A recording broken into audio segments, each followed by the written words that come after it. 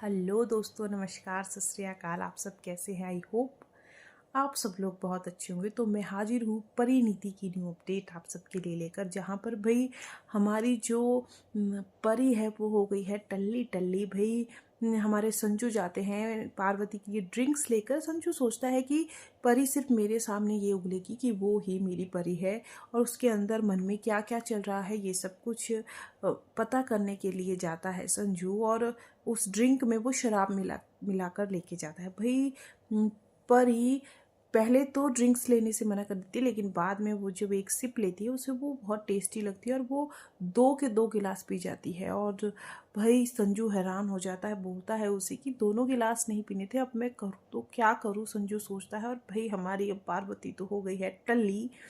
और भाई संजू उसको संभालने की कोशिश तो करता है लेकिन संभाल नहीं पाता है। पार्वती कमरे से नीचे आ जाती है, बाहर आ जाती है, और वहाँ पर नीति की माँ को पकड़ देती है और बोलती है कि छोटी माँ, आप तो मेरी छोटी माँ थी, आप छोटी माँ से इतनी गंदी माँ कैसे हो गई, इतनी बुरी माँ कैसे बन गई। सबसे पहले तो आप मुझे ये बताइए, मुझे आपसे पूछना है।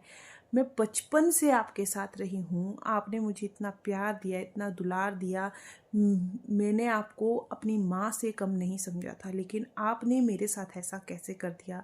आपने अपनी बेटी को सही और गलत में अंतर क्यों नहीं सिखाया। आपने 2 थप्पड़ क्यों नहीं लगाए उसे जब वो गलत कर रही थी। मेरे साथ इतना गलत हुआ और आपने अपनी बेटी का साथ दे दिया। वहीं पर भाई जब बेबे पार्वती को रोकने की कोशिश करती है तो पार्वती सीधे सीधे बोलती कि आप तो चुप ही रहिए, आपसे गंदी औरत इस दुनिया में कोई नहीं है। आपने हमेशा गलत का साथ दिया है। बड़े जो बुजुर्ग होते हैं घर के, वो हमेशा बड़ों छोटों को सही रास्ता दिखाते हैं, लेकिन आपने ऐसा नहीं किया। आपने हमेशा गलत का ही साथ दिया।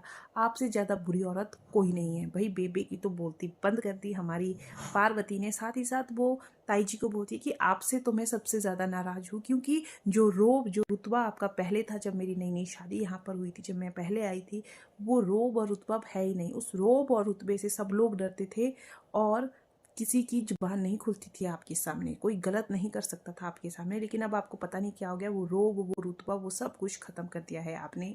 भाई ऐसा भी क्या हो गया कि आप ऐसी हो गई हैं।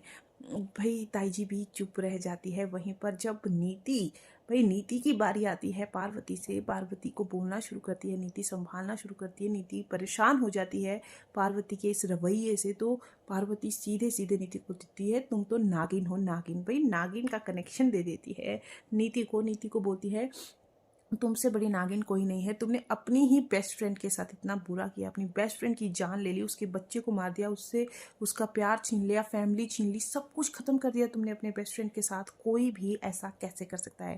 भाई नीति ने आज तक कभी किसी का विश्वास नहीं किया कि पार्वती ही परी है, लेकिन अब भी अगर उसे विश्वास नहीं हुआ, क्योंकि सब कुछ सारे के सारे पन्ने खुल गए हैं उसके सामने। लेकिन भाई अब नीति को पता चलने वाला है कि भाई ये पार्वती ही परी है, और वो उसने सोच लिया है कि परी और नीति की लड़ाई में हमेशा नीति ही जीतेगी, पार्वती कभी नहीं जीतेगी। या परी या उफ पार्वती कभी नहीं जीतेगी। भाई अब वो राकेश को जेल से बाहर निकालेगी और फिर चलेगी अपनी चालें। आज के लिए इतना ही, आगे के अपडेट्स के लिए बनेगा। थैंक